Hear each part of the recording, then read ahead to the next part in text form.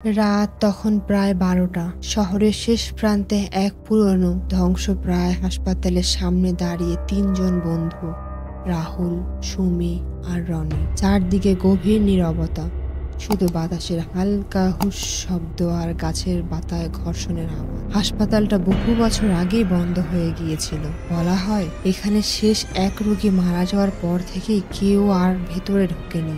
লোকজনের মুখে গুঞ্জন শোনা যায় সেই মৃত রোগীর আত্মা নাকি এখন ওই হাসপাতালের দেয়ালে দেয়ালে ঘুরে বেড়ায়। তবু কৌতূহল জয় করে ভয়কে। রাহুল বলে, চলো দেখা যাক ভূত আছে নাকি। টর্চ জেলে তারা ঢুকে পড়ে ধ্বংসপ্রায় হাসপাতালের ভেতর। ভাঙা দরজা ঠেলে ভেতরে ঢুকতে এক তীব্র স্যাঁতসেঁতে গন্ধ এসে নাকে লাগে। দেয়ালের রং উঠে গেছে, জায়গায় জায়গায় শ্যাওলা আর শুকনো রক্তের দাগ। ভেতরের করিডোরের অদ্ভুত এক প্রতিধ্বনি। মনে হয় কেউ ফিস ফিস করছে, আবার মনে হয় নীরবতা নিজেই কথা বলছে। তারা ধীরে ধীরে এগিয়ে চলে। টর্চের আলো ম্লান হয়ে ছড়িয়ে পড়ে দেয়ালে। হঠাৎ এক কোণে পড়ে থাকা পুরনো একটা হুইল চেয়ার নিজে থেকেই নড়ে ওঠে। চাকা ঘুরে এক অদ্ভুত শব্দ করে থেমে যায় ঠিক তাদের পাশে। তিনজনের কারো মুখে কথা নেই, শুধু চোখে চোখে আতঙ্ক। তারা সাহস সঞ্চার করে সামনে এগোয়। একটা ঘরে ঢোকে।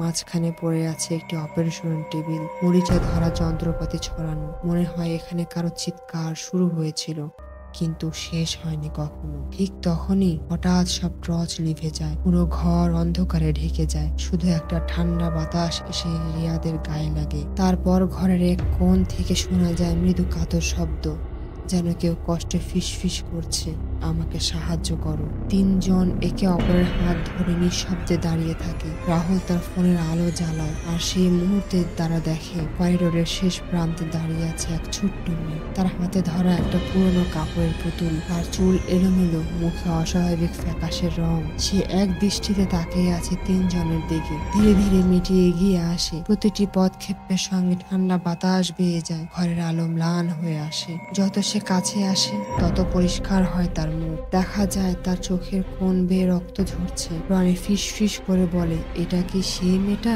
শেষ রোগী? কিন্তু কেউ তার উত্তর দিতে পারে না। মেয়েটি থেমে যায় ঠিক তাদের সামনে। তার দৃষ্টিতে এমন কিছু ছিল না যা একই সাথে ভয় ও দুঃখে ভরা। সে ধীরে ধীরে তার হাত তোলে আর দেখায় অপারেশন টেবিলের দিকে। টেবিলের ওপর হঠাৎ আলো পড়ে। সেখানে পড়ে আছে পুরনো হাসপাতালের রেকর্ড বুক। তাতে লেখা, শেষ রোগী অজানা শিশু, মৃত্যুর তারিখ 15 আগস্ট 1999। তারা বইটা ধরতেই হঠাৎ করে ঘরের দরজা নিজে থেকেই বন্ধ হয়ে যায়। ভয়ঙ্কর আওয়াজে চেঁচিয়ে ওঠে হাসপাতালের দেয়াল। বাতাসে ভেসে আসে মেয়েটির হাসি, একটা শীতল বিকৃতি বিভস্ত হাসি। রনি দরজা খুলতে ছুটে যায়, কিন্তু দরজাটা একটুও নড়ে না। সুমি কান্নায় ভেঙে পড়ে। রাহুল তার হাত ধরে টানতে থাকে, কিন্তু আলো নিভে যায়, সব অন্ধকার। শুধু শোনা যায় মেয়েটির গলার আওয়াজ, তোমরাও থাকবে আমার সঙ্গে। শেষ দৃশ্য দেখা যায় করিডোরের মেঝেতে পড়ে আছে 3টা টর্চ লাইট। আলো নিভে গেছে, আর দেয়ালের কোণে মেয়েটির পুতুলটা আস্তে আস্তে দুলছে।